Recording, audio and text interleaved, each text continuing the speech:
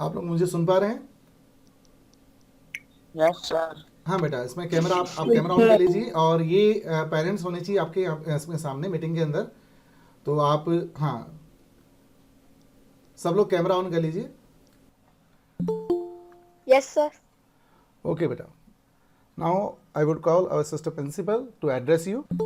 A very good evening to you all, dear parents. Am I audible to you? Good evening, sister. Sir Yeah. Good evening sister. Good evening, good evening. Good Good evening, evening sister. sister.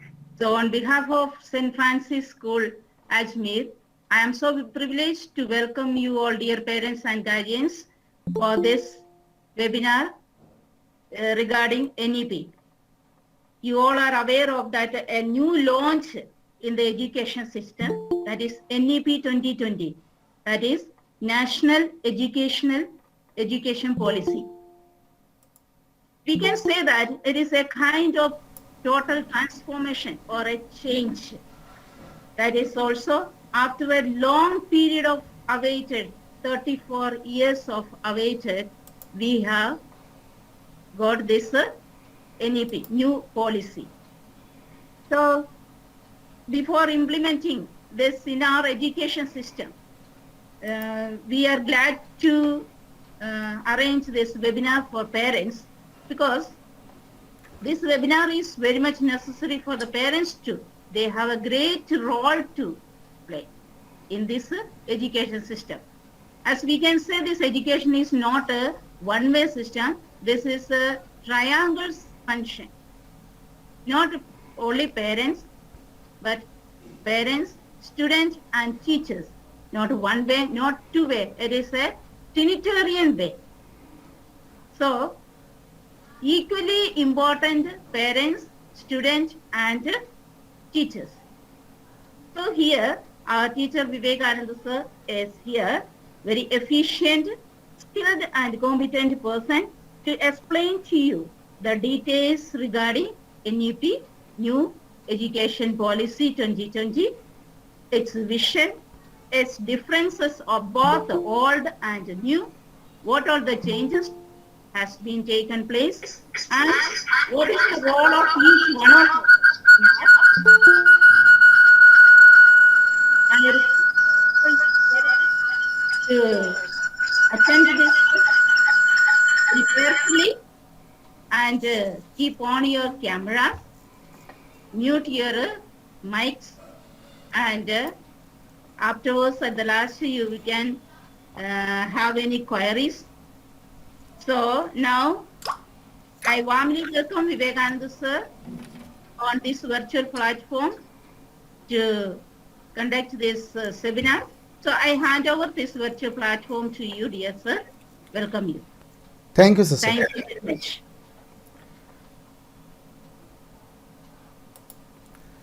Dear parents, जैसे कि sister ने अभी बताया कि आज की जो webinar है वो न्यू एजुकेशन पॉलिसी के ऊपर है, जो नेशनल पॉलिसी गवर्नमेंट स्टार्ट करने जा रही है, उसी के रिगार्डिंग एक अवेयरनेस क्रिएट करने के लिए ये वेबिनार जो है ये आज आयोजित की गई है। तो हम शुरू करते हैं।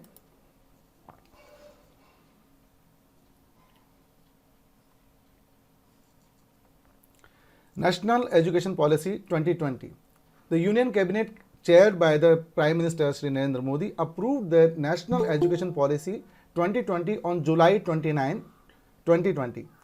लास्ट ईयर जुलाई 29 को ये पॉलिसी जो है वो हमारी जो कैबिनेट ने उसको अप्रूव कर दिया है, और ये पॉलिसी पिछली जो पॉलिसी आई थी एजुकेशन पॉलिसी, उसके करीब 34 इयर्स के बाद ये पॉलिसी शुरू होने जा रही है। लास्ट जो पॉलिसी आई थी वो आई थी 1986 में, और इसको एक बार रिवाइज किया गया 1992 में, और इसके पहले जो हमारी फर्स्ट एजुकेशन पॉलिसी आई थी वो आई थी 1968 के अंदर। तो हम देख सकते हैं कि जो लास्ट पॉलिसी आई है एजुकेशन की, उसमें और आज में बहुत ज़्यादा गैप हो चुका है, ऑलमोस्ट 34 ईयर। क्योंकि हम 1992 में जो पॉलिसी आई थी उसके लिए हम ये नहीं कह सकते कि वो न्यू एजुकेशन पॉलिसी थी, क्योंकि 1986 की जो पॉलिसी थी उसी में गवर्नमेंट ने कुछ चेंजेस किए थे, उसको रिवाइज किया था। तो पॉलिसी 1986 में आई, और तब से आज तक एजुकेशन में और टेक्नोलॉजी के अंदर बहुत सारे चेंजेस आए हैं, एजुकेशन सिस्टम में चेंज आया है, तब में और आज के सिनेरियो में बहुत ज़्यादा बदलाव आ चुके हैं। तो ये एजुकेशन पॉलिसी जो है ये इस 21st सेंचुरी की पहली एजुकेशन पॉलिसी है जिसको हम आज डिस्कस करने जा रहे हैं। इस एजुकेशन पॉलिसी को बनाने के पहले गवर्नमेंट ने हर गांव, हर ब्लॉक लेवल तक से लोगों से कहते हैं सलाह मशवरा किया, लोगों के आइडियाज़ लिए, और इसकी जो कमेटी थी उसके अंदर के कस्तूरीरंगन जो हमारी इसरो के साइंटिस्ट रह चुके हैं, उनकी चेयरमैनशिप के अंदर इस कमेटी को गठित किया गया था, जिन्होंने अपनी रिपोर्ट हमारी इसको दी, कैबिनेट को दी। और इसका जो फाउंडेशन पिलर्स हैं वो है access of equity, quality of affordability and accountability. This policy is align the 2030 agenda for sustainable development. Sustainable development जैसा कि आप जानते हैं कि वर्तमान की जरूरत को बनाते हुए हम भविष्य का भी ख्याल रखें, उसको अपने दिमाग में रखते हुए इस पॉलिसी को डिजाइन किया गया है। AIIMS of national Education policy 2020। The National Education Policy 2020 aims to bring the transformation reform in school and higher education। ये स्कूल और हायर एजुकेशन के ऊपर एक बड़ा ही ट्रांसफॉर्मेशन रिफॉर्म लेके आने वाले हैं, और जो सिस्टम अब तक चल रहा था उसमें काफ़ी बदलाव किए जा रहे हैं। और अब जो ये एजुकेशन पॉलिसी आ रही है ये चाइल्ड सेंटर है।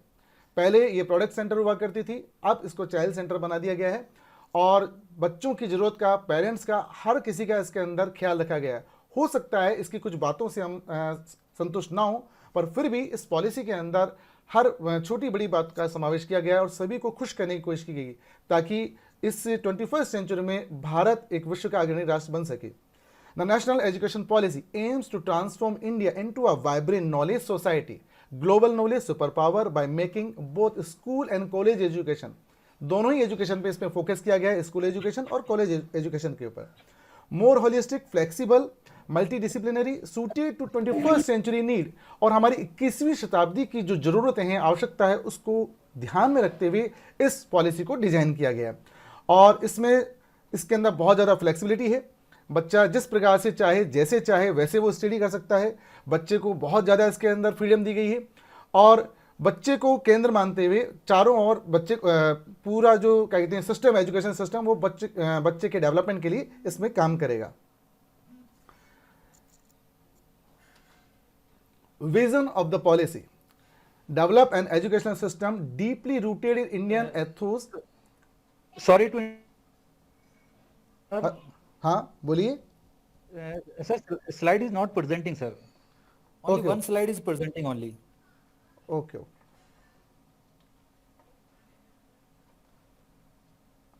हाँ सर, अब शो हो रही है slides? Yes, sir. Now is presenting now. Okay. Okay, sir.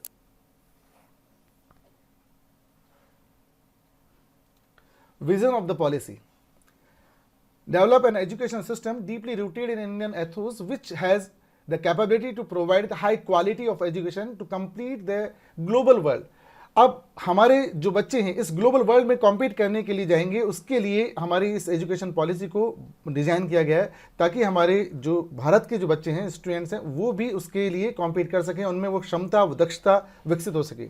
The curriculum and pedagogy must develop a sense of respect towards the fundamental duties and the Constitution of India and have a deep bond with the country। और इसके साथ ही इसमें इस बात के लिए भी जोर दिया गया है कि हम हमारी जो फंडामेंटल ड्यूटीज़ है, जो हमारे को कॉन्स्टिट्यूशन ने अवेलेबल कराई है, हम हमारे राइट्स के बारे में बहुत ध्यान रखते हैं, पर ड्यूटीज़ के बारे में हम नहीं सोचते। जैसे हमें राइट टू प्रोटेस्ट है, तो हम लोग प्रोटेस्ट करने के लिए कहीं भी कभी भी बैठ जाते हैं, अदर जो लोग हैं उनका ख्याल नहीं रखते हैं। तो इस एजुकेशन पॉलिसी के द्वारा हमें ये सिखाया जाएगा कि हमें हमारी फंडामेंटल ड्यूटीज़ को रेस्पेक्ट करना है, हमारे कॉन्स्टिट्यूशन को रेस्पेक्ट करना है, और हमारी जो डेमोक्रेसी है उसको हमें बनाए रखना है। Develop a sense of pride and respect for the country, ताकि हमारे देश के लिए सम्मान की भावना को लोगों के मन में विकसित किया जा सके। लोग कुछ भी करने से पहले ये सोचें कि ये हमारे देश के लिए क्या इसका परिणाम होगा, क्या ये हमारे देश के लिए अच्छा है या नहीं है। हम जो भी डिसीजन लें उसके लिए हम हमारे देश के बारे में सोचें और विचार करें इसके लिए। For the human rights, sustainable development, global well-being, thereby reflecting a truly global citizen, ताकि हम एक वैश्विक नागरिक बन पाएं।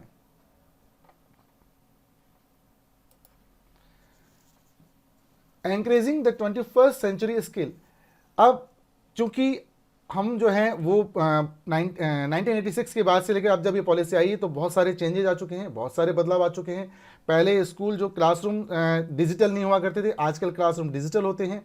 डिजिटल लिटरेसी स्टार्ट हो चुकी है। जैसे अभी आपने कोरोना काल में देखा कि हमने भी डिजिटल सोर्सेज की बेसिस पे हमने एजुकेशन दी, बच्चों को पढ़ाया और बच्चों ने भी उसके थ्रू पढ़ाई करी।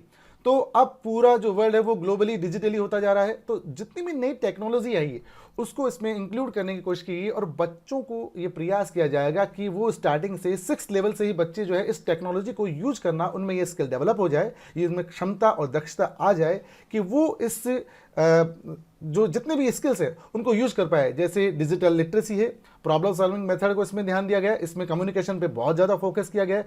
पेरेंट्स का टीचर्स के साथ कम्युनिकेशन होगा, बच्चों का भी टीचर के साथ कम्युनिकेशन में जो प्रॉब्लम थी उसको दूर करने की कोशिश की गई है। क्रिटिकल थिंकिंग को डेवलप करने की कोशिश की गई, इसमें बच्चा क्रिटिकल थिंकिंग कर पाए, इसलिए उसमें ऐसे डेवलपमेंट किए जाएं ताकि वो इन सब चीज़ों को सोच पाए। जैसे कि हम क्रिटिकल थिंकिंग से मतलब ये है, जैसे कि सूर्य जो है वो पूर्व से निकलता है, तो बच्चा ये सोचेगा अगर पूर्व की बजाय पश्चिम से निकलता तो क्या चेंजेस होते। तो इस प्रकार की क्रिटिकल थिंकिंग बच्चे में डेवलप हो पाए, बच्चे में क्रिएटिविटी बढ़े, हेल्थ और उसकी फिटनेस को बढ़ाया जा सके। तो ये कुछ चीज़ें हैं जिसको एनकरेज करने के लिए इस एजुकेशन पॉलिसी को लाया गया है। की principle of national Education policy 2020। इस एजुकेशन पॉलिसी के अंदर respect for the diversities and local context, पूरे भारत में जितनी भी हमारा डाइवर्स कल्चर है उसको रेस्पेक्ट करने की कोशिश की गई है। इवन इसमें जो स्टार्टिंग लेवल के ऊपर जब लैंग्वेज जिसको यूज करने लिखा है वो मदर टंग या रीजनल लैंग्वेज के ऊपर इसमें फोकस किया गया है ताकि बच्चा अपनी भाषा में सीखे। इक्विटी एंड इंक्लूजन, बच्चे के अंदर जैसी उसकी आवश्यकता है उसके हिसाब से उसको समावेश किया जा सके। कम्युनिटी पार्टिसिपेशन, इसके अंदर सामुदायिक पार्टिसिपेशन होना चाहिए, पूरे समाज का इसमें पार्टिसिपेशन होगा ताकि हम सब लोग मिलकर हमारे बच्चों के डेवलपमेंट के लिए काम कर सकें। यूज ऑफ टेक्नोलॉजी का बेटर यूज किया जा सके ताकि टीचिंग लर्निंग प्रोसेस को और ज़्यादा इफेक्टिव बनाया जा सके। लैंग्वेज जो एज ए बैरियर काम करती थी उसको एज ए बैरियर काम उसको दूर किया जाएगा ताकि बच्चा अपनी रीजनल लैंग्वेज में अपनी खुद की मदर टंग के अंदर सीखेगा और करके सीखेगा। जो दिव्यांग स्टूडेंट हैं उनके ऊपर भी इसमें फोकस किया गया है। एम्फेसाइज ऑन कॉन्सेप्चुअल अंडरस्टैंडिंग, और कॉन्सेप्ट को क्लियर करने के लिए इस प्रकार की उसमें इसको डिजाइन किया जाएगा इस पॉलिसी को ताकि बच्चे के दिमाग में कॉन्सेप्ट क्लियर हो जाए। बच्चा केवल एक जो है रोट मेथड के ऊपर स्टडी नहीं करेगा, बच्चा केवल रट्टू तोता बन के ना रह जाए। बच्चा जो पढ़ रहा है, जो सीख रहा है, उसको समझे, उसका कॉन्सेप्ट उसके दिमाग में क्लियर होना चाहिए कि ऐसा हो रहा है तो क्यों हो रहा है, इसके पीछे रीजन क्या है। ऐसा नहीं कि बच्चा सिर्फ पढ़ ले और सिर्फ उसको याद कर ले, समझे ना, इस बात का इसमें जोर दिया जाएगा। बच्चे की जो यूनिक कैपेबिलिटीज है, हर बच्चा विशेष होता है, स्पेशल होता है और उसके अंदर कुछ यूनिक कैपेबिलिटीज होती है, उसको इस एजुकेशन पॉलिसी के द्वारा डेवलप करने की कोशिश की जाएगी।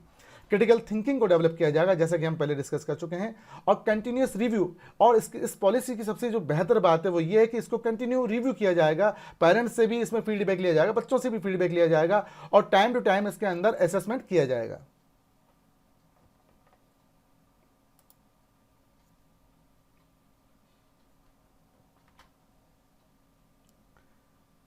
हाँ, नेक्स्ट स्लाइड विजन सर, ये नेक्स्ट स्लाइड शो हो रही है क्या?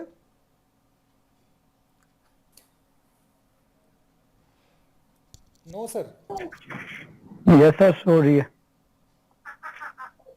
ओके, मैं ये प्रेजेंटेशन को बंद कर देता हूँ, ठीक है। हाँ सर, अब शो हो रही है सर, की principle of NEP 2020। Okay, new policy aim for universalization of the education from pre school to secondary level with 100% in school education by 2030।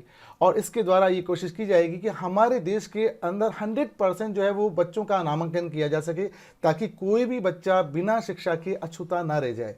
इस प्रकार से इस पॉलिसी को डिजाइन किया गया है ताकि सभी बच्चे स्कूल में आएँ और उनका रुकाव भी हो, उनका ठहराव भी होना चाहिए स्कूल में। गांव में कई बार गरीबी की वजह से या कई ऐसी प्रॉब्लम होती है जिसकी वजह से बच्चे स्कूल ज्वाइन कर लेते हैं पर उसके बाद में उसको छोड़ देते हैं। तो अब ऐसा न हो पाए, इस बात के ऊपर फोकस किया जाएगा। NEP 2020 will bring 2 crore out of school children back into the main stream. जो बच्चे 2 करोड़ से अधिक बच्चे जो स्कूल ज्वाइन करके किसी कारण से, गरीबी की वजह से या और कोई उनकी ऐसी प्रॉब्लम थी जिसकी वजह से वो स्कूल छोड़ चुके हैं, उनको वापस मेन स्ट्रीम में लाने की कोशिश की जाएगी। बच्चों के मन से भय को बाहर निकाला जाएगा। बच्चा जब बचपन में जब स्कूल जाता है तो उसके मन में एक भय होता है, वो स्कूल जाने से डरता है, कतराता है। तो इस एजुकेशन पॉलिसी के अंदर इस बात पर फोकस किया गया कि बच्चे को शुरुआत में जैसे प्ले स्कूल के अंदर बच्चा जाके खेलता है, ठीक उसी प्रकार से यहाँ पर भी इस पॉलिसी के अंदर इस बात पे ध्यान दिया गया है कि बच्चा जब स्कूल आए तो उसके मन में स्कूल के लिए अट्रैक्शन क्रिएट किया जा सके ताकि स्कूल आने में बच्चा डरे ना और स्कूल आए तो वहाँ बच्चे का ठहराव हो, और एक बार जब बच्चा स्कूल में आके जब उस माहौल में ढल जाएगा उसके बाद फिर उसकी जो प्रॉपर स्टडीज़ है उसको स्टार्ट किया जा सकेगा। इसको हम आगे डिस्कस करेंगे नेक्स्ट स्लाइड में। अब इस एजुकेशन पॉलिसी जिसको हम डिस्कस कर रहे हैं, इससे बहुत बड़ा जो बदलाव आएगा वो हमारे एजुकेशन सिस्टम में, जो स्कूल एजुकेशन है उसमें वो इस प्रकार से है। पहले जो एजुकेशन हुआ करती थी उसमें हम जब बच्चा स्कूल में एडमिशन लेता था 6 ईयर की एज में फर्स्ट क्लास में बच्चा आ जाना चाहिए था। पहले जैसे LKG HKG में तो बच्चे के लिए एज कम है, पर according to government first class में जब बच्चा पहुंचे तो उसकी एज 6 ईयर होनी चाहिए। तो उस एज से लेके 18 ईयर्स तक जो ये 12 ईयर का जो टाइम था इसको डिवाइड किया गया था 10+2 में, पर अब ये जो 10+2 है इसको समाप्त कर दिया गया है। और अब जैसे ये पॉलिसी इंप्लीमेंटेशन में आएगी 10+2 सिस्टम ये चला जाएगा, और इसकी जगह जो नया सिस्टम आएगा वो होगा 5+3+3+4, यानी कि ईयर्स तो लगभग वही रहे, उसमें 3 साल का जो इसमें ड्यूरेशन है अगर इसको आप प्लस करेंगे तो आप देख लीजिए ऑलमोस्ट अब जब बच्चा स्कूल जाएगा तो वो सरकार के हाथों में लगभग करीब 15 साल तक रहेगा, जिसके उसकी डेवलपमेंट के लिए काम किया जा सके। तो उसमें 3 साल का समय बढ़ा दिया गया है। तो क्या इसका मतलब ये है कि क्लासें बढ़ जाएंगी? क्या 12th के बाद भी कोई क्लास होगी? नहीं, ऐसा नहीं है। बच्चे के स्कूल आने से पहले प्री प्राइमरी लेवल के ऊपर 3 साल के लिए, जैसे पहले आंगनवाड़ी सिस्टम हुआ करता था, प्री स्कूलिंग होती थी, जैसे बच्चा जैसे इसके अंदर पहले नर्सरी में होता था, उसके बाद LKG है और HKG है, तो इस प्रकार के पहले जो 3 साल है बच्चा इस लेवल पे कंप्लीट करेगा, उसके बाद वो फर्स्ट और सेकंड क्लास में आएगा। तो पहले 3 साल स्कूल में जो प्रवेश लेने से पहले जो होते थे, जो उसके प्ले स्कूल के होते थे, वो 3 साल प्लस फर्स्ट और सेकंड ईयर को मिलाकर कुल 5 वर्ष तक का जो पहला स्टेज है वो रहेगा। इसको हम नेक्स्ट स्लाइड में वो देख लेते हैं, क्लियर हो जाएगा यहाँ पर। ये जो फर्स्ट स्टेज है इसको फाउंडेशनल स्टेज कहा गया है, और इसमें प्री प्राइमरी से ग्रेड 2 तक बच्चा रहेगा। जैसा कि मैंने आपको बतलाया 3 साल बच्चा उस प्ले लेवल पे रहेगा, ताकि बच्चा जब स्कूल आए तो उसको जो स्कूल से आने के बाद बच्चा घर पे खेला करता था, उसको खेलने में बच्चों को खेलने में बहुत इंटरेस्ट होता है, सभी बच्चों को उसमें इंटरेस्ट होता है, तो वो सब कुछ बच्चे को स्कूल में अवेलेबल कराया जाएगा, ताकि बच्चा स्कूल आने से डरे नहीं, बच्चे में उसमें एक इंटरेस्ट पैदा हो, ताकि वो स्कूल में आए और वहाँ पर जितने भी जैसे भी स्कूल के पास रिसोर्स अवेलेबल होंगे बच्चे को वहाँ पर खेल में इन्वॉल्व किया जाएगा, और बच्चे को पढ़ाई के लिए कुछ भी नहीं कहा जाएगा, बच्चे को पढ़ने के लिए उसमें जोर नहीं दिया जाएगा। और उसके बाद जब बच्चा फर्स्ट क्लास में आएगा तब उसकी स्टडी स्टार्ट होगी, लेकिन फर्स्ट और सेकंड क्लास में भी बच्चे का एग्जाम नहीं होगा, बच्चा फर्स्ट से सेकंड में बिना एग्जाम के आएगा। तो यहाँ पर ये एजुकेशन को इस प्रकार से डिजाइन किया गया है ताकि बच्चों के पर बिल्कुल भी किसी भी प्रकार का कोई दबाव, कोई प्रेशर ना रहे।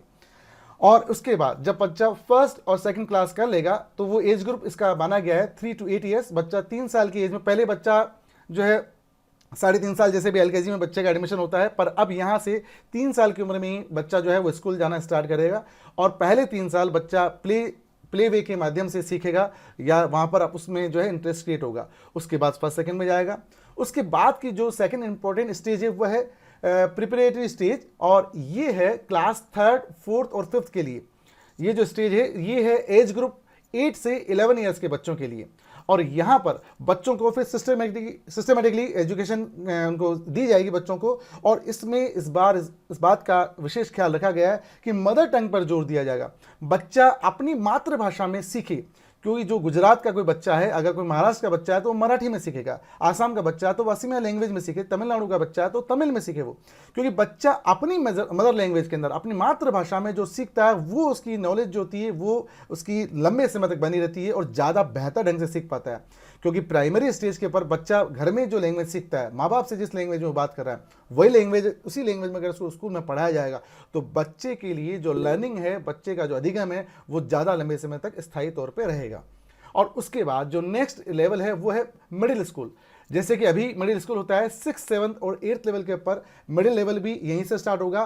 पर यहाँ पर बच्चा जब 6 में एडमिशन लेगा तो यहीं से उसको कंप्यूटर कोडिंग और कंप्यूटर टेक्नोलॉजी के बारे में बच्चे को सिखाना शुरू कर दिया जाएगा। ऐसा नहीं है कि बच्चा 6 में आया और उसको आते ही कंप्यूटर कोडिंग सिखा दी, पर इन चीज़ों को स्टेप बाय स्टेप, जैसे कि गवर्नमेंट अभी इसके लिए सिलेबस प्रिपेयर कर रही है, जब सिलेबस हमारे सामने आएगा तो हम उसको भी डिस्कस करेंगे आगे बाद में कभी, तो उस वक्त हमें इसके बारे में मालूम चलेगा। तो बच्चे को कंप्यूटर कोडिंग और ये सब चीज़ें इस लेवल से सिखाना शुरू की जाएगी और यहाँ से बच्चे को मैथ्स, साइंस और आर्ट्स जैसे सब्जेक्ट जो है वही बच्चे को सिखाए जाएंगे। और साथ के साथ यहाँ पर बच्चे को जो है वोकेशनल और टेक्निकल ट्रेनिंग भी दी जाएगी, ताकि वोकेशनल कोर्स का मतलब ये होता है व्यावसायिक शिक्षा। बच्चा जब स्कूल पढ़ के बाद अभी सीधा सा जो पेरेंट्स का जो एम होता है बच्चे को स्कूल में भेजने का, ये होता है कि हमारा बच्चा उसमें अच्छी तरह से स्टडी कर ले, उसके बाद उसको जॉब मिले, वो गवर्नमेंट जॉब में जाए या किसी प्राइवेट सेक्टर में उसको अच्छा जॉब मिले। पर ज़्यादातर पेरेंट्स की, मतलब मैं ये मानता हूँ कि 90% पेरेंट्स की मंशा यही होती है।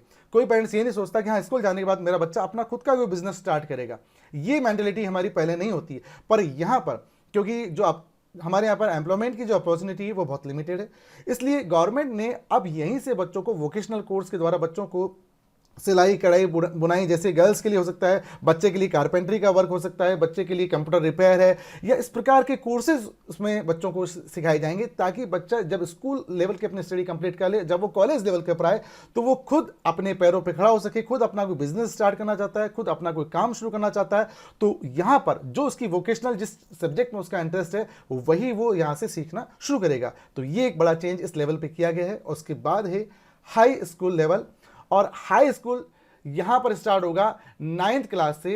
9th, 10th and 11th, 12th यहाँ से, जो पहले 10+2 था तो वो यहाँ से इसमें स्टार्ट हो जाएगा 9th क्लास से, और ये एज ग्रुप होगा 11 to 14 ईयर्स के बच्चों के लिए।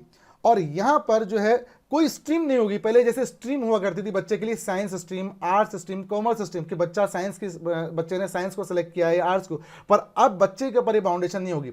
बच्चे के लिए यहाँ पर मल्टीपल एंट्री, मल्टीपल एग्जिट है, जिसको हम आगे डिस्कस करेंगे। बच्चा कोई भी किसी भी सब्जेक्ट को ले सकता है, यानी कि इसका मतलब ये हुआ बच्चा बायोलॉजी के साथ अगर इकोनॉमिक्स लेना चाहे तो वो ले सकता है, बच्चा मैथमेटिक्स के साथ हिस्ट्री लेना चाहे तो वो ले सकता है। इसमें अलग अलग जो गवर्नमेंट है वो अभी इसमें पूल सिस्टम डिजाइन करेगी, और उस पूल में जितने भी सब्जेक्ट हैं, जैसे आज अभी जो हमारा जो प्रेजेंट एजुकेशन सिस्टम है उसमें कॉमर्स का बच्चा है वो हिस्ट्री नहीं ले सकता, उसके पास हिस्ट्री नहीं होगी। तो इस प्रकार की चीज़ें हैं। कॉमर्स का बच्चा अगर लेना चाहे कि हाँ मुझे फिजिक्स लेनी, तो वो नहीं ले सकता, पर किसी बच्चे का हो सकता है इसमें इंटरेस्ट हो। कई बार ये देखा गया है बच्चों का मैथमेटिक्स में या साइंस के सब्जेक्ट में इंटरेस्ट होता है, पर वो किसी रीजन की वजह से वो आर्ट्स लेता है। पर अब ऐसा जब होगा बच्चा, तो वो अपने सब्जेक्ट को अपने हिसाब से डिजाइन करके वो सिलेक्ट कर पाएगा, उस पूल में से ले पाएगा। ये एक सबसे बड़ा बदलाव है जो इस हाई स्कूल लेवल के ऊपर किया जा रहा है। एम्फेसिस ऑन वोकेशनल एजुकेशन, ये मैंने आपको बतला ही दिया है। बच्चों की जो वोकेशनल एजुकेशन के ऊपर इसमें कुछ विशेष ध्यान दिया जाएगा, ताकि बच्चा जब स्कूल से पढ़ के निकले तो उसके दिमाग में ये नहीं हो कि हाँ मुझे जॉब ही करना है। अगर वो कंपटीशन फाइट करने के बाद उसको जॉब नहीं मिल पाती, तो वो अपना सेल्फ कोई बिजनेस स्टार्ट कर सकता है, अपना सेल्फ कोई दुकान चला सकता है, शॉप चला सकता है, और जो उसने स्कूल में ट्रेनिंग ली है, वोकेशनल कोर्स जो उसने उसमें स्कूल में सीखा है, उसके बेसिस के ऊपर वो अपना खुद का कोई काम शुरू कर सकता है, वो किसी के ऊपर डिपेंड ना रहे। इसके लिए इसमें फोकस किया गया है, ध्यान दिया गया है। और ये स्टार्ट होगा 6th लेवल से, जो 6th क्लास है वहां से लेकर 12th क्लास तक। और यहां पर एक सबसे बड़ी खास बात जो है, इंटर्नशिप स्टार्ट की जा रही है। इंटर्नशिप का मतलब ये, पहले बच्चा जैसे स्कूल से जब कॉलेज में आता था, वहां किसी टेक्निकल एजुकेशन के बाद बच्चे ने जैसे कोई किसी ITI से एजुकेशन ली, उसके बाद वो इंटर्नशिप के लिए किसी कंपनी में जाता था। पर अब से ये होगा कि बच्चा 6 से, जब बच्चा वोकेशनल कोर्स स्टार्ट कर रहा, तब से ही बच्चे का, अगर बच्चा चाहता है तो उसके लिए ये सब कुछ किया जाएगा। उसके लिए इंटर्नशिप के जो कहते हैं अवसर हैं उसको उपलब्ध कराए जाएंगे, ताकि बच्चा वहाँ से इंटर्नशिप करके वहाँ पर जाकर सीख सके, प्रैक्टिकली सीख सके कि जो काम सीख रहा है स्कूल में उसको कैसे किया जाना है, उसके लिए क्या प्रॉब्लम सामने आती है, कैसे उस काम को हैंडल किया जाता है। तो इंटर्नशिप इसमें जो शुरू की जाएगी वो 6th क्लास, जो बच्चा 6th क्लास में आ जाएगा वहीं से इसकी इंटर्नशिप स्टार्ट हो जाएगी।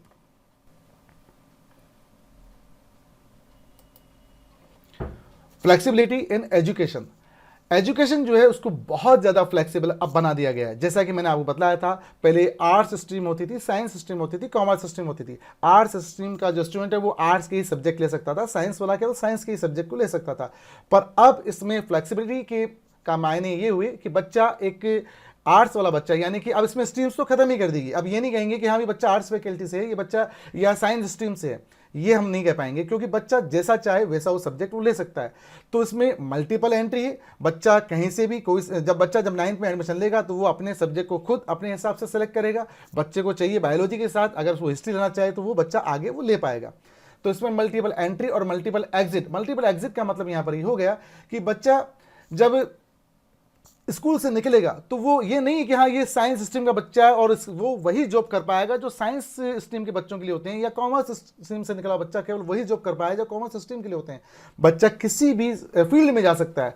तो इसको इस प्रकार से फ्लेक्सिबल बनाया गया है, बच्चा किसी भी फील्ड से, बच्चा कैसा भी कोई भी सब्जेक्ट लेना चाहे वो ले पाए, और जब स्कूल से बच्चा बाहर निकले और कॉलेज एजुकेशन जब अपनी कंप्लीट करे तो उसके बाद वो किसी भी सेक्टर में वो जा सकता है। इस प्रकार से हमारे एजुकेशन सिस्टम को डिजाइन किया जा रहा है। इसमें जो ग्रेड 5 है वहां तक मैंने आपको बतला ही दिया है कि बच्चा जो है उसको मदर टंग में और रीजनल लैंग्वेज के अंदर उसको सिखाया जाएगा। इंग्लिश के ऊपर अभी प्रेजेंटली जो है वो फोकस ज़्यादातर जो है वो हम इंग्लिश के ऊपर फोकस करते हैं बच्चे को इंग्लिश में। इसका मतलब ये नहीं है कि गवर्नमेंट जो है वो इंग्लिश को हटा रही है। जो स्कूल इंग्लिश रखना चाहते हैं स्टार्टिंग से वो स्कूल इंग्लिश रख पाएंगे, पर ऐसा नहीं है कि बच्चा अगर अपनी मदर टंग में सीखना चाह रहा है तो उसको नहीं सिखाया जाएगा। यहाँ से इस बात के लिए जोर दिया जा रहा है कि बच्चे को उसकी मातृभाषा में शिक्षा दी जाए, क्योंकि बच्चा जो घर में बोलता है, सुनता है, समझता है, जिस लैंग्वेज को उसने अपने घर में सीखा है, बच्चा उस लैंग्वेज में ज़्यादा बेहतर ढंग से और ज़्यादा जल्दी उसमें लर्निंग जो है कैपेबिलिटीज डेवलप होती है। Assessment reforms with 360 degree holistic progress card and tracking student progress for achieving learning outcomes. बच्चे के अंदर पूरा 360 डिग्री फोकस किया जाएगा बच्चे के ऊपर समग्र विकास के लिए, और उसका जो प्रोग्रेस कार्ड जो उसका बन के आएगा वो ये नहीं कि बच्चे ने एग्जाम में कॉपी में जो लिखा है उसके बेसिस पे उसका प्रोग्रेस कार्ड जो है वो प्रिपेयर होगा। नहीं, बच्चे का कंप्लीट और 360 डिग्री असेसमेंट होगा। यानी बच्चा जिन एक्टिविटी में पार्टिसिपेट कर रहा है, गेम्स में पार्टिसिपेट कर रहा है, बच्चा किस प्रकार के वोकेशनल कोर्स में उसका परफॉर्मेंस क्या रहा, बच्चे का स्कूल के अंदर बाकी बच्चों के साथ डीलिंग क्या है, बच्चा खुद अपने आप को एक्सेस करेगा, उसका असेसमेंट करेगा, सेल्फ असेसमेंट करेगा, बच्चा भी अपने आप को नंबर देगा, उसके फ्रेंड्स उसको नंबर देंगे, इवन उसके बाद टीचर्स भी उसको नंबर देंगे। तो ये जो असेसमेंट है वो 360 डिग्री होलिस्टिक प्रोग्रेस कार्ड के बेसिस पे इसको तैयार किया जाएगा। केवल अब बच्चा जो कॉपी में लिख के आएगा उसके बेसिस पे ही उसको मार्क्स नहीं मिलेंगे। बच्चे के जो सामाजिक जो परिवेश में बच्चा सोशली किस प्रकार के रिलेशन रखता है ये भी इसमें इंपॉर्टेंट है। तो अब बच्चा क्या चाहेगा, मैं अपने फ्रेंड्स के साथ रिलेशन अच्छे बना के रखूं क्योंकि मेरे फ्रेंड्स मुझे अच्छे मार्क्स दें। तो डेफिनेटली वो स्कूल से ही एक अच्छे सोशल एनवायरनमेंट में जाना सीखेगा और बाकी लोगों के साथ अच्छे रिलेशन बनाना वो सीख जाएगा बच्चा, क्योंकि उसको मालूम है कि मेरे फ्रेंड सर्कल में जो लोग हैं वो भी मुझे मार्क्स देंगे और बाकी जो लोग बच्चे हैं उनको भी पता है कि इस बच्चे के भी मुझे मार्क्स देने हैं। तो इसलिए बच्चा एक सामाजिक परिवेश में जब स्कूल से ही जाना सीख जाएगा और वो बाकी लोगों के साथ, अपने साथियों के साथ एक अच्छे रिलेशन को बनाना सीखेगा। इस बात पे इसमें फोकस किया गया है। मल्टीपल एंट्री और मल्टीपल एग्जिट, जैसा कि मैंने आपको बताया था, बच्चा किसी भी उससे स्ट्रीम से आ सकता है। अब तो स्ट्रीम सिस्टम नहीं रहा है, पर बच्चा जिस भी किसी सब्जेक्ट से आएगा वो किसी भी फील्ड में जा पाएगा। ऐसा नहीं है कि अब जो है पर्टिकुलर जॉब है वो केवल कॉमर्स वाले स्टूडेंट्स के लिए रह गया है या ये जॉब केवल आर्ट्स वाले स्टूडेंट के लिए रह गया, ऐसा अब नहीं हो पाएगा। बच्चे के लिए मल्टीपल एंट्री और मल्टीपल एग्जिट की इसमें फैसिलिटी रखी गई है। और बच्चा इसके बाद जैसे कॉलेज में जब बच्चा एडमिशन लेता, अभी जो सिस्टम है कॉलेज एजुकेशन का वो 3+2 3 साल उसका ग्रेजुएशन होता है, first year, second year, then third year, और उसके बाद कॉलेज लेवल के ऊपर जाता है तो वो मास्टर डिग्री जब वो लेता है तो वो 2 इयर्स की मास्टर डिग्री होती है। पर अब हमारे एजुकेशन सिस्टम को इस प्रकार से डिजाइन किया है, कॉलेज वाले एजुकेशन की मैं बात कर रहा हूँ, वहां पर अगर बच्चे ने फर्स्ट ईयर को क्लियर किया है और उसके बाद किसी रीजन से उसकी फैमिली प्रॉब्लम हो गई या उसकी फाइनेंशियल प्रॉब्लम है और वो आगे अपनी स्टडी कंटिन्यू नहीं कर पाया, उसने 1 साल करके अपनी स्टडी को छोड़ दिया है कॉलेज में आने के बाद, अभी जो प्रेजेंट सिस्टम था उसके हिसाब से उस बच्चे को कोई डिग्री नहीं मिलती थी, उस बच्चे को कोई भी सर्टिफिकेट नहीं मिलता था। पर अब जो ये नया एजुकेशन सिस्टम, हमारी जो एनईपी जो स्टार्ट होने जा रहा है, इसके द्वारा बच्चा अगर केवल फर्स्ट ईयर करके अपनी पढ़ाई को छोड़ देता है तो उसको एक सर्टिफिकेट मिलेगा, जो होगा कि हाँ उसने एक जो सर्टिफिकेट उसको एक मिल जाएगा बच्चे को। उसके बाद अगर वो बच्चा 2 साल पढ़ने के बाद फर्स्ट ईयर और सेकंड ईयर वो अपने कॉलेज लेवल के ऊपर कंप्लीट करता है तो, और उसके बाद किसी रीजन से वो स्टडी को ड्रॉप करता है तो उसको एक डिप्लोमा मिलेगा। जो बच्चे 3 साल की, जैसे आज बीए की जो डिग्री मिलती है, बीए, बीएससी, बीकॉम की जो डिग्री मिलती है, वो 3 ईयर कंप्लीट करने के बाद जब हम थर्ड या फाइनल ईयर का एग्जाम क्लियर करते हैं उसके बाद बच्चों को डिग्री मिलती है। ठीक उसी प्रकार से बच्चा जब 3 साल वाला कोर्स पूरा कर लेगा तो उसको डिग्री मिलेगी। और इसी प्रकार से इस सिस्टम को इस प्रकार से डिजाइन किया गया कि ये जो ग्रेजुएशन लेवल है इसको 4 इयर्स तक कर दिया गया है और ये बच्चे पे डिपेंड करेगा कि वो अपनी एजुकेशन 1 साल में कंप्लीट करे। 1 साल की एजुकेशन लेना चाहता है, वो 2 साल में करना चाहता है, 3 साल में, तो इसमें बहुत ज़्यादा फ्लेक्सिबिलिटी इसमें अब सरकार लाने जा रही है। तो जो चौथा लेवल है उसमें बच्चे को जो है रिसर्चर कहा जाएगा। तो ये 4 लेवल इसमें होंगे। तो ऐसा नहीं है कि किसी गवर्नमेंट जॉब के अंदर जब वहाँ पर इंटरव्यू होंगे तो अब दिमाग में ये बात आती है कि भैया अभी तो ग्रेजुएशन वाले को जॉब मिलती है, बच्चे ने 1 साल का कोर्स कर लिया तो क्या उसको जॉब मिलेगा या नहीं मिलेगा। अभी जो प्रॉब्लम आ रही थी वो ये आ रही थी, बच्चे ने अगर किसी भी रीजन से अपनी स्टडी को बीच में ड्रॉप कर दिया है, 4 साल बाद 2 साल बाद जब बच्चे ने खुद का अपना काम चालू किया, बच्चे ने अपना जो है सेल्फ पॉकेट मनी उसने अर्न करना स्टार्ट कर दिया, जब बच्चे के पास पैसा आता था, जब वो स्टडी वापस स्टार्ट करना चाहता है अभी प्रेजेंट सिस्टम में, तो उसको जीरो से चालू करना पड़ेगा, यानी वापस उसको फर्स्ट ईयर, सेकंड ईयर और फाइनल ईयर करना पड़ेगा। पर अब जो एजुकेशन सिस्टम है, बच्चे ने अगर फर्स्ट ईयर कर लिया तो उसका सर्टिफिकेट मिल गया, यानी अब बच्चा जब वापस एजुकेशन स्टार्ट करेगा तो सीधा सेकंड ईयर से स्टार्ट करेगा, और अगर उसने सेकंड ईयर कंप्लीट कर लिया तो उसको अब डिप्लोमा मिल जाएगा, और अगर अब वो बाकी के 2 साल पूरे करता है तो उसको वहाँ पर डिग्री मिल जाएगी। तो इस प्रकार से आप देख सकते हैं जो भारत सरकार ने इस पॉलिसी को डिजाइन किया है उसमें कितनी और छोटी छोटी बातों का ध्यान दिया गया है और सभी की ज़रूरतों का इसमें ख्याल किया गया। मतलब बच्चे का कोई भी साल अब बेकार नहीं जाएगा। कई बार ये होता था बच्चे ने फर्स्ट ईयर सेकंड ईयर, किसी लड़की की शादी हो गई सेकंड ईयर के बाद, उसके ससुराल उन्होंने उसको मना कर दिया कि हम इसको आगे स्टडी नहीं कराएंगे, तो उसकी वो एजुकेशन समाप्त हो जाती थी और उसके पास कोई डिग्री डिप्लोमा नहीं होता था। पर अब उसके पास सर्टिफिकेट, डिप्लोमा, डिग्री इस प्रकार के उसके पास कोर्स होंगे। उसके बाद बच्चा जब पीजी लेवल पे जाएगा, अगर बच्चे ने ये 4 ईयर का कोर्स किया है जो ग्रेजुएशन लेवल पे होता है, तो केवल 1 साल में वो अपनी पीजी कर लेगा। पर किसी बच्चे ने 3 साल का जो कोर्स किया जिसको डिग्री लेवल तक है, सर्टिफिकेट कर लिया 1 साल का, 2 साल का उसने डिप्लोमा कर लिया, अगर वो 3 साल का कंप्लीट कोर्स करता है इसका मतलब उसने डिग्री कर ली। तो ऐसे बच्चों के लिए पीजी जो होगा वो 2 साल का होगा। जिन्होंने अपने फर्स्ट 4 ईयर इसके अंदर कॉलेज एजुकेशन के अंदर जिसने दिए हैं, तो उसके लिए अब पीजी केवल 1 साल का रह जाएगा। तो इस प्रकार से कॉलेज लेवल के ऊपर भी चेंजेस किए गए हैं। फोकस ऑन टेक्नोलॉजी, बच्चों को, क्योंकि अब जो नया जो समय शुरू हुआ है 21st जो सेंचुरी है ये टेक्नोलॉजी की सेंचुरी है, इसमें हम ज़्यादा से ज़्यादा टेक्नोलॉजी के ऊपर डिपेंड होते जा रहे हैं। और हम जैसे अभी मैं आपसे बात कर रहा हूँ ये भी टेक्नोलॉजी, इंटरनेट और इस कंप्यूटर और या मोबाइल के थ्रू हम लोग आपस में कनेक्ट हैं। तो बच्चे के इस विकास के अंदर इस बात का विशेष ध्यान दिया जाएगा कि बच्चे को टेक्नोलॉजी की एजुकेशन दी जाए, ताकि बच्चा अब जो हमारी 21st सेंचुरी की रिक्वायरमेंट है, जो ग्लोबल वर्ल्ड है, जो अब पूरा टेक्नोलॉजी पे डिपेंड होता जा रहा है, वहाँ जब बच्चा हमारा जाए तो वो उसके साथ कॉम्पीट कर सके और वहाँ पर वो अपने आप को कंफर्टेबल फील करा सके, ताकि उस टेक्नोलॉजी के अंदर उसके अंदर किसी लैकनेस नहीं रह जाए उसमें कि हाँ वो आज उसको टेक्नोलॉजी नहीं आती थी इसलिए वो ये काम नहीं कर पाया, ऐसा उसके साथ ना हो। इसलिए अब जो एजुकेशन सिस्टम आ रहा है उसमें टेक्नोलॉजी के ऊपर भी बहुत ज़्यादा फोकस किया जाने वाला है।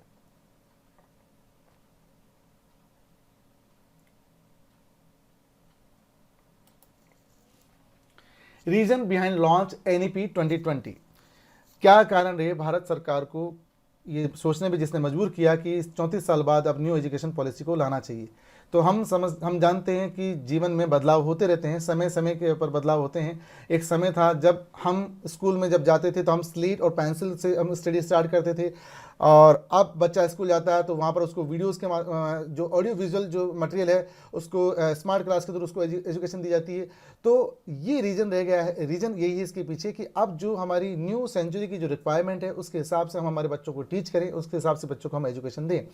इसलिए इसमें जो है reduce role of learning system का जो रोल था, बच्चे पर जो प्रेशर हुआ करता था उसको रिड्यूस करने की कोशिश की। बच्चा स्कूल जाने से कतराए नहीं, या स्कूल का पहले जो बोरिंग जो कहते हैं एजुकेशन में जो बोरियत हुआ करती थी उसको दूर करके एजुकेशन को इस प्रकार से डिजाइन किया गया है ताकि बच्चे का उसमें इंटरेस्ट क्रिएट हो सके।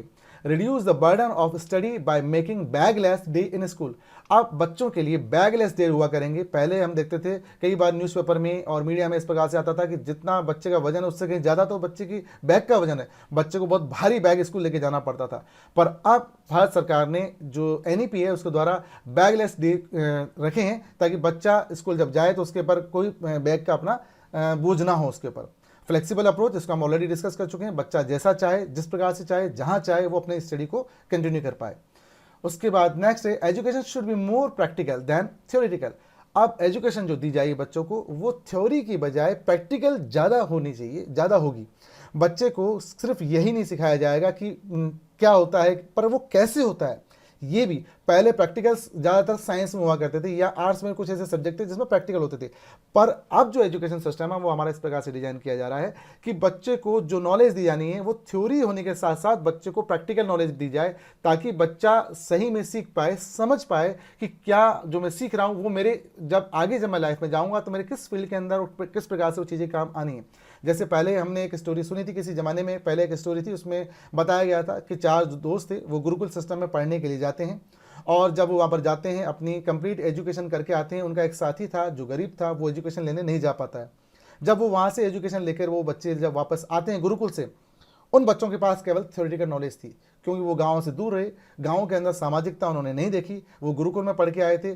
तो और उन्होंने केवल अपने रट्टू तोता बनने पर ध्यान दिया, उसने ये नहीं समझा कि क्या हो रहा है और वो क्यों हो रहा है, बच्चों ने सिर्फ उसके अपनी स्टडी पर ध्यान दिया। तो जब वो बच्चे लौट के आते हैं अपने उस साथी को भी साथ में लेकर, वो सोचते भाई हमारे गांव में तो हमारे लिए एम्प्लॉयमेंट की कोई अपॉर्चुनिटीज़ है नहीं, तो हम बाकी किसी बड़े शहर में जाकर जॉब ढूंढते हैं। तो उनका वो साथी बोलता है कि भैया मुझे भी साथ ले चलो, मैं तुम्हारा बचपन का दोस्त हूँ, तो मुझे भी आप लेके चलिए, मैं भी मैं और कुछ नहीं तो आपका जो सामान है उसको उठा लूँगा। तो वो लोग सोचते हैं यार है तो हमारा ही दोस्त, इसको भी लेके चलते हैं, भले ही अनपढ़ रहेगा, इसने पढ़ाई नहीं करी। तो क्या हुआ, वो जो लोग थे उनके पास केवल थ्योरी की नॉलेज थी। मैं आपको इस स्टोरी के द्वारा ही बताना चाह रहा हूँ।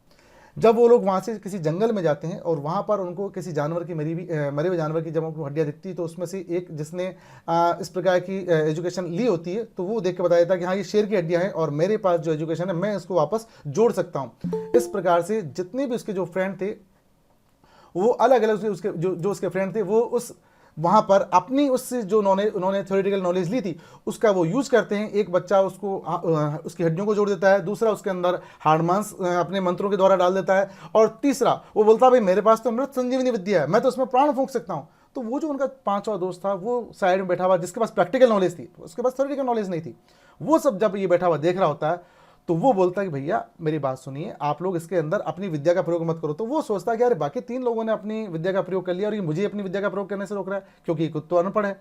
पर वो उसको इसलिए रोकना चाह रहा था क्योंकि वो बच्चा नहीं चाहता था कि वो शेर अगर जिंदा हो जाएगा तो उन सबको मार के खा जाएगा। पर चूंकि उन लोगों के पास प्रैक्टिकल नॉलेज नहीं थी, वो नहीं जानते थे कि शेर क्या करेगा, कैसे क्या, वो अपना सिर्फ अपने नॉलेज को काम में लेना चाहते थे।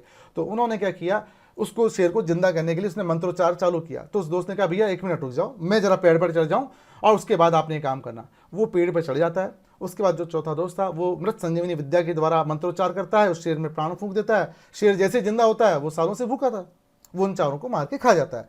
तो ये डिफरेंस है, मैं आपको इससे बताना चाह रहा था इस स्टोरी के माध्यम से कि किस प्रकार से प्रैक्टिकल और थ्योरेटिकल नॉलेज हमारे जीवन में बहुत इंपॉर्टेंट मायने रखती है।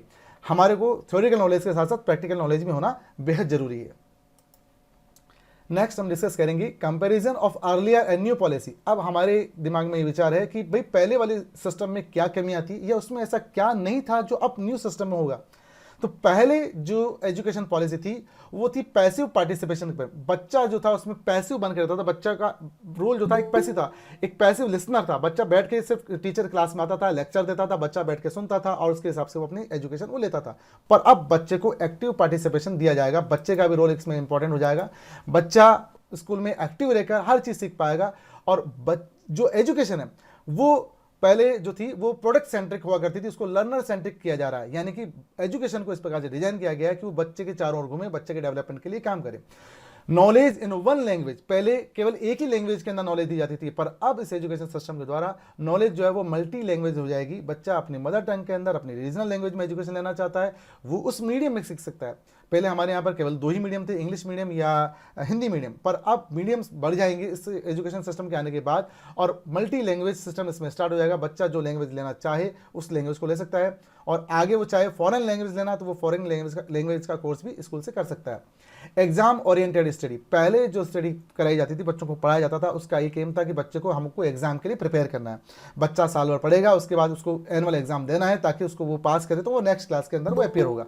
पर अब जो स्टडी है बच्चों के लिए कॉन्सेप्ट ओरिएंटेड स्टडी है। ऐसा नहीं है कि बच्चे को केवल एग्जाम के लिए हम प्रिपेयर करने जा रहे हैं, अब बच्चे को हम प्रिपेयर करेंगे तो ऐसे इस प्रकार से कि बच्चा जो है उसके दिमाग में सारे कॉन्सेप्ट क्लियर होने चाहिए कि मैंने जो पढ़ा है उसका मीनिंग क्या है। और वो जैसे बच्चे ने मैथ्स में सीखा है 2 और 2 4 होते हैं, या बच्चे ने टेबल स्कूल में अगर सीखी है तो वो टेबल उसको अपनी प्रेजेंट लाइफ के अंदर जब वो जाएगा एक्चुअल लाइफ में, प्रैक्टिकल लाइफ में, वो उसको कहाँ काम आएगी। बच्चे ने अगर ट्रिग्नोमेट्री सीखी, बच्चे ने अगर किसी का एरिया निकालना सीखा मैथमेटिक्स के अंदर, तो जब कभी वो प्लॉट लेगा या कोई वो इस प्रकार की प्रॉपर्टी लेगा तो उसको मालूम होना चाहिए कि इस प्रकार इसका एरिया कितना, वो खुद कोई उसको चीट नहीं कर पाए। तो इस प्रकार से ये सब चीज़ें वो अपनी प्रैक्टिकली किस प्रकार से यूज कर पाए, ये इस बात पे ज़्यादा फोकस किया गया है। तो अब जो स्टडी होगी वो एग्जाम ओरिएंटेड होने के बजाय कॉन्सेप्ट ओरिएंटेड स्टडी बच्चों को करवाई जाएगी। Engage with the parents and community for a positive learning environment. अब इस एजुकेशन सिस्टम में पहले केवल टीचर्स का ही पार्टिसिपेशन ज़्यादा होता था, पर अब इस जो नई एनईपी जो आ रही है उसके द्वारा पेरेंट के पार्टिसिपेशन को भी बढ़ाया जाएगा, क्योंकि हमारा पेरेंट्स का और टीचर का दोनों का एम यही है, हमारे बच्चे का डेवलपमेंट होना चाहिए। बच्चा स्कूल जा रहा है तो वहाँ से कुछ ऐसा सीखे जो उसके फ्यूचर लाइफ के अंदर बहुत उसके काम आए। Inform the parents about the aspect learning outcomes portfolios and home assignment. यहाँ पर टीचर्स बच्चों को क्लियरली पेरेंट्स को इन्फॉर्म करेंगे इन सब चीज़ों के बारे में। And sensitize parents of the children with physical and learning disabilities of the first generation learner. जो हमारे जो इस 21st सेंचुरी के जो अब जो लर्नर जो आएंगे, उन बच्चों के पेरेंट्स को हम सेंसिटिव बनाएं, तो उनको बतलाएं कि किस प्रकार से बच्चे में क्या फिजिकल या लर्निंग डिसेबिलिटीज, बच्चा क्यों नहीं सीख पा रहा है, क्या उसको फिजिकल प्रॉब्लम है, क्या उसको मेंटल कोई प्रॉब्लम बच्चे के ऊपर कोई प्रेशर है।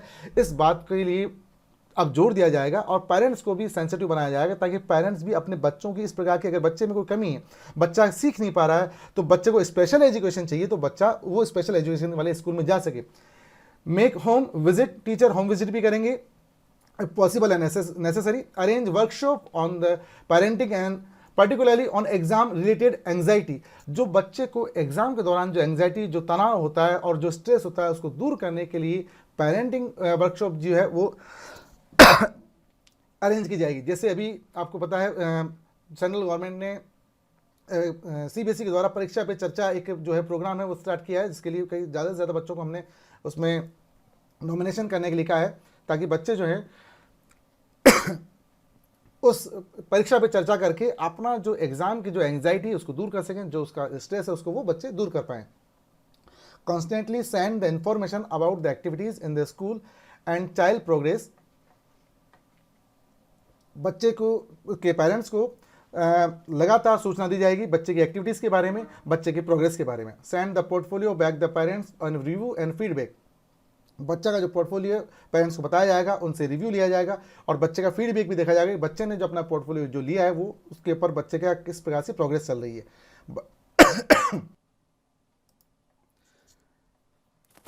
Newsletter, emails, yes, am I audible sister?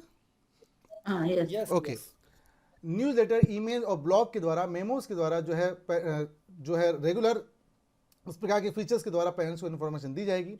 और let parent be volunteer for FLN fields visit, sports, art exhibition, annual function, school magazine etcetera. और पेरेंट्स को एज ए वॉलेंटियर अब फील्ड विजिट के लिए बुलाया जाएगा। Sports के लिए, जैसे स्पोर्ट्स डे होता है उसमें पेरेंट्स का इन्वॉल्वमेंट बढ़ाया जाएगा, पेरेंट्स उसमें पार्टिसिपेट करें।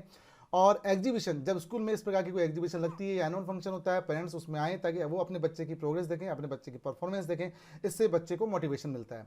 Exposure lecture by the parent specialist, a counsellor, doctor, sports person, film maker etcetera.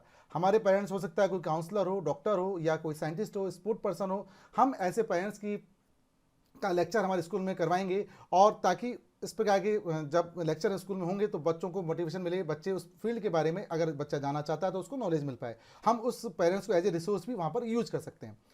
Have parents representative for PTM, parents representative होंगे PTM के लिए। तो इस प्रकार से कुछ बातें हैं जो यहाँ पर विशेष, अब पेरेंट्स के लिए भी इसमें कुछ पार्टिसिपेशन को, पेरेंट्स के पार्टिसिपेशन को बढ़ाने के लिए इसमें ध्यान दिया जाएगा। रोल ऑफ द पेरेंट्स, इस एजुकेशन सिस्टम में पेरेंट्स का रोल क्या होना चाहिए और किस प्रकार से पेरेंट्स अपना इंपॉर्टेंट रोल जो है वो न्यू एजुकेशन पॉलिसी में प्ले कर पाएंगे। Understanding your child is one of the most important thing that you should learn as a parent teacher. हमें ये जानना होगा as a parent, as a teacher, हमें ये जानना होगा कि हमारे बच्चे में क्या क्वालिटीज़ है। बच्चा जो है वो मोस्ट इंपॉर्टेंट है, हम जो कुछ कर रहे हैं उस बच्चे के लिए कर रहे हैं, तो बच्चा one is the most important thing.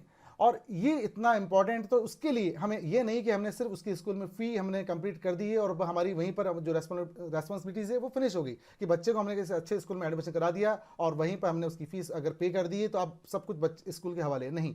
Parents की भी रेस्पॉन्सिबिलिटीज़ इसके अंदर पूरी है। बच्चा आपके लिए इंपॉर्टेंट है और उसके लिए उसकी ज़रूरतों का आपको ख्याल रखना होगा।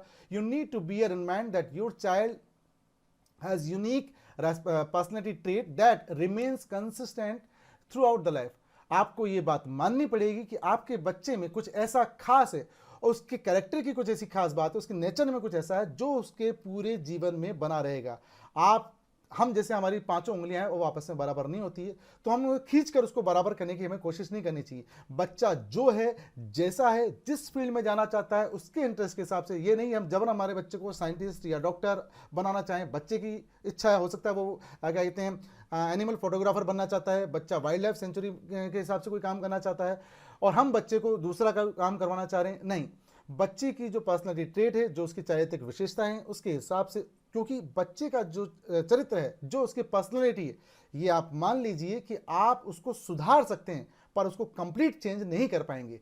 तो बच्चा जिस प्रकार के एनवायरनमेंट से आ रहा है, बच्चे का जैसा इंटरेस्ट है, हमें उसके इंटरेस्ट के हिसाब से उस बच्चे को वहाँ पर हमें आगे बढ़ाना होगा। ये नहीं कि हम बच्चे को हमारे इंटरेस्ट से आगे बढ़ाएं। ये पेरेंट्स की रेस्पॉन्सिबिलिटी होगी। One of the way you can understand your child is observing them as the play, sleep, eat और प्ले। और एक आपकी और जिम्मेदारी एज ए पेरेंट्स ये है कि जब आपके बच्चे को आप कंटिन्यूसली ऑब्जर्व करें, अपने बच्चों के लिए आप समय निकालें। ऐसा नहीं है कि हम जॉब कर रहे हैं या हम अगर जैसे लेडीज़ अगर हाउस वाइफ हैं वो अपने घर के काम में ही इतना व्यस्त ना हो जाएं कि हमें हमारे बच्चों के लिए ही टाइम ना मिले। हमारा बच्चा जब खेल रहा है, सो रहा है, खा रहा है, पी रहा है, किस प्रकार से वो बिहेव कर रहा है, क्या उसको कोई बच्चे को कोई प्रॉब्लम आ रही है, बच्चे के साथ हम बैठें, बच्चे के साथ हम बात करें, बच्चे को सुने, बच्चा क्या कहना चाहता है। कई बार होता है कि हम बैठ के कोई काम कर रहे होते हैं, बच्चा हमारे को कोई बात कहने आता है और हम उस बच्चे को उस वक्त डांट के वहाँ से भगा देते हैं या बच्चे की बात नहीं सुनते हैं, तो उस पल, उस क्षण जो बच्चा आपसे कहना चाहता था, शायद वो दोबारा आपको उसको मौका ना मिले और ना आपको मौका मिले कि दोबारा वो कह पाए। हो सकता है बहुत कोई ज़रूरी बात थी, बच्चा वो आपको बताना चाहता था। तो हमें हमारे बच्चों के लिए समय निकालना होगा, बच्चों की बातों को सुनना होगा, बच्चे के मन में क्या चल रहा है उसकी प्रॉब्लम को सॉल्व करने के लिए हमें कोशिश करनी होगी। ये जो रोल है, पेरेंट्स को अपना रोल प्ले करना पड़ेगा। Think how can I help my child, मैं अपने बच्चे की मदद कैसे कर सकता हूँ। ये पेरेंट्स के लिए एक चैलेंजिंग है। तो हम आपको बताते हैं कि हम क्या कर सकते हैं हमारे बच्चे के लिए, किस प्रकार से हम हमारे बच्चे की पर्सनैलिटी को डेवलप कर सकते हैं ताकि फ्यूचर में उसको किसी भी प्रकार की कोई प्रॉब्लम अगर सामने आए तो उससे बेहतर ढंग से डील कर पाए। Strategy that meet student need, listen to your child. आप अपने बच्चे की बात को सुने, बच्चा जो कहना चाह रहा है पहले आप उसको ध्यान से सुनिए। आपको लगता है बच्चे के मन में कोई जिज्ञासा है तो आप उसको दूर करने की कोशिश करें। बच्चे को कोई प्रॉब्लम अगर आ रही है तो जब आप उसकी बात सुनेंगे ही नहीं तो आप बच्चे की प्रॉब्लम को दूर नहीं कर पाएंगे, और इसकी वजह से बच्चे में धीमे धीमे एंजाइटी का शिकार हो जाता है बच्चा, या बच्चा जो है धीमे धीमे स्ट्रेस में आ जाता है। और कई बार बच्चे, जब हम देखते हैं कि इंजीनियरिंग एग्जाम होते हैं, पेरेंट्स बच्चों पर प्रेशर बनाते रहते हैं कि हाँ आपकी फर्स्ट पोजीशन आनी चाहिए, आपका इस कॉलेज में एडमिशन होगा या आप ये करेंगे। पेरेंट्स बच्चे के ऊपर अपनी इच्छाएं थोपते रहते हैं, पर हमें हमारे बच्चों की भी बात को सुनना होगा, क्योंकि आगे जो बनना है, आगे जो करना है उस बच्चे को करना है, तो हमें बच्चे के इंटरेस्ट के हिसाब से काम करना होगा। टेक टाइम टू चाइल्ड, हम बच्चे को अपना पूरा समय दें। बच्चा जब हम जॉब से आते हैं या अगर हम घर में भी हैं, बच्चे के लिए हम सब काम कर रहे हैं, और बच्चे को जब समय की जरूरत है बच्चे के साथ हमें खेलना होगा। बच्चे के साथ हम बच्चे को घुमाने के लिए लेके जाएं, पार्क में लेके जाएं। बच्चा बहुत सारी चीज़ें बाहर जब इस प्रकार के एनवायरनमेंट में जाता है तो वहाँ देखते हुए सुनकर पेरेंट्स से क्वेश्चनिंग करता है, और बहुत सारी चीज़ें वो बाहर जब बच्चा निकलता है, या हम किसी टूर पर जा रहे हैं तो वहाँ हमारे बच्चों को टूर पर लेके जाएं। इस प्रकार से हम काम करें और बच्चों को अधिक से अधिक समय देने की कोशिश करें। इस प्रकार हम हमारे बच्चे के फ्यूचर को ज़्यादा स्टेबल और ज़्यादा बच्चे के लिए जीवन को आसान बना सकते हैं। एनकरेज योर चाइल्ड, बच्चा जो भी कर रहा है, जैसा कर रहा है, उसे हम उस बात के लिए रोके ना। बच्चा अगर कुछ गलत कर रहा है तो उसको हम समझाएं कि भाई ये आपको नहीं करना है, बड़े प्यार से उसको समझाना चाहिए। और बच्चा अगर कुछ अच्छा काम कर रहा है, बच्चे ने कुछ भी बनाया, बच्चे ने कोई ड्राइंग बनाई है और वो आपके पास ड्राइंग लेके आता है, क्योंकि बच्चा किसी काम को करना शुरू कर रहा है तो वो उसमें परफेक्ट नहीं है, तो हमें उस बात की उसकी तारीफ करके उसको एंकरेज करने की कोशिश करनी चाहिए। बच्चे को जब इस प्रकार से बार बार आप एंकरेज करेंगे, मोटिवेट करेंगे, तो बच्चे में सेल्फ कॉन्फिडेंस जो है वो डेवलप होगा और वो अपने जो फ्यूचर जो प्रॉब्लम है उसके लिए एक मजबूत छात्र बन के वो उभरेगा। Take part in student activities, और बच्चा जो एक्टिविटीज़ कर रहा है, ऐसा नहीं कि स्कूल से बच्चे को एक्टिविटी मिली है और हमने इस बच्चे पे छोड़ दी कि हाँ तुम्हारा काम है, तुम जैसा चाहो, तुम्हारे को स्कूल से होमवर्क मिला है और तुम्हें खुद को करना होगा। बच्चे को जब जहाँ जैसी हेल्प चाहिए हमें उसको वो हेल्प प्रोवाइड करानी होगी। बच्चे को हम मदद करें, बच्चे को हम जब वो एक्टिविटी को कर रहा है तो अगर उसको किसी में प्रॉब्लम आ रही है तो हम उसकी हेल्प करें, उसको हम बताएं, करवाएं बच्चे से, पर बच्चे को हम गाइड करें उस समय।